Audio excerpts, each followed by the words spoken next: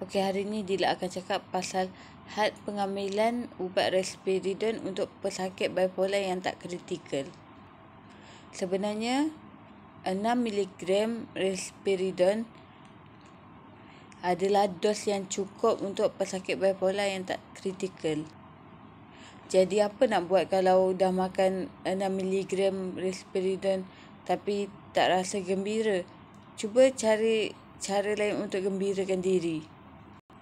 Sebab ubat risperidon ni hayal. Jangan jadikan hayal tu sebagai benda untuk buat kita gembira. Cuba bersukan ke, belajar benda baru yang kita minat ke. Itu lebih baik daripada ambil ubat, sebab setiap ubat yang kita ambil ada kesan sampingan.